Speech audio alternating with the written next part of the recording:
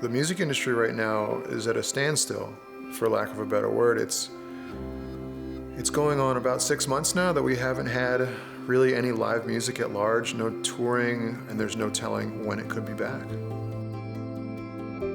The scale of it is pretty alarming.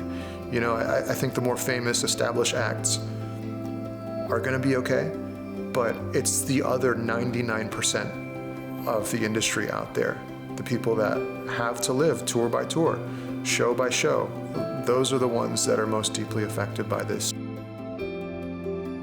People tend to really only think about the bands.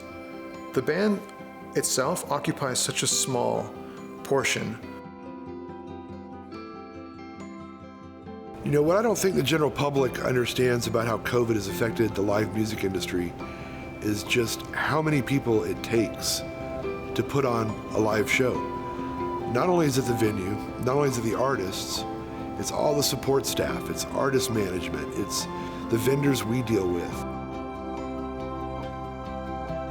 Our touring crew, you know, we employ anywhere from 4 to 6 people on any given tour, depending on its size. A local crew, if we show up to a venue, they could have anywhere from a dozen to 2 dozen people, depending on the size of the venue. And of course, you know, we occupy only a certain level in the touring industry. Take a bigger band, take somebody who shows up and they play amphitheaters or arenas. They could have, you know, they could have hundreds of local crew working that arena on any given night. And think about the average tour. It spans 4 to 6 weeks. You could hit 30 or 40 venues in that amount of time. Take that amount of local crew, multiply it by 30 or 40, add your touring crew, and that's just the tip of the iceberg as far as people affected by this. So, I mean, the number is just kind of hard to fathom, really, but it just goes on and on and on. Running the venue as the GM, it's been a struggle. You know, we've had to furlough a lot of people. People were unemployed, they were panicked. It's sad that they're having to take a job that may not necessarily be their area of study or expertise or their passion. There were once 50 of us here running the venue, now we're down to about 3 or 4, and we're trying to basically hold it together until we can get going again. You know, unfortunately, what we do is we gather large groups of people together to celebrate music. Right now, we just can't do that.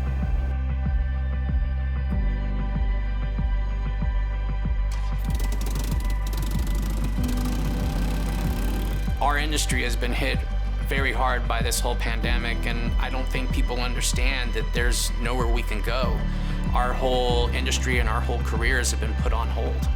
A lot of us get paid by 1099 and are technically self-employed, so things like unemployment have been hard for a lot of people that I know to get on. For me, unemployment was barely paying the bills that I have.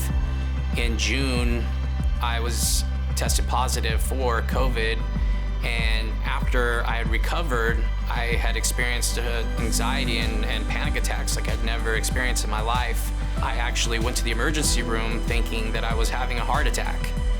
I have a lot of friends in all jobs in the crew business, and everybody's just kind of holding on by the skin of their teeth right now. I have friends that are having to sell their houses, move back in with family, sell their belongings. I've even received a couple calls from friends that said that they are having suicidal thoughts. It's a very real thing, and it's something that none of us were prepared to deal with.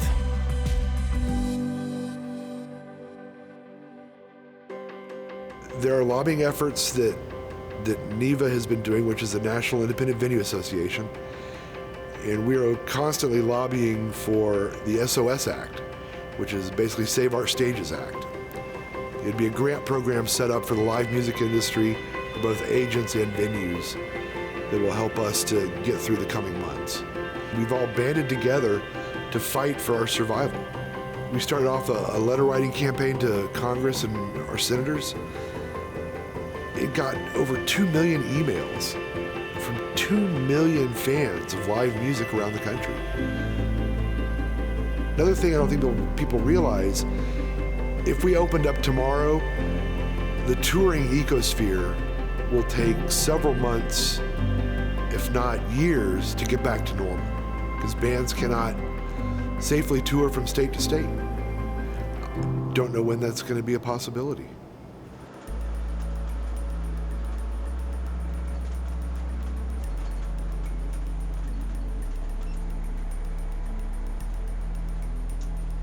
The Music Venue Alliance came together at the urging of the Governor's Task Force. Specifically, we needed to come together as an industry and talk very specifically of how we could safely reopen our businesses.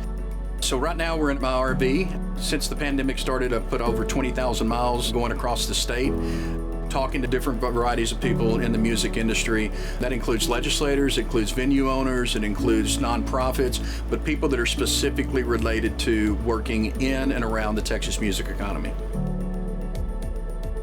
Across the state of Texas, we have over 800 small to mid-sized music venues. We have our own economic impact study that came out in 2019, and we directly employed 209,000 people in the state, $6.5 billion in revenues, and we put $396 million on the tax rolls. All that is gone. There's a study that's out there from the Texas Music Office. For every dollar we generate, there's an additional $12 put into the local economy. That's also gone.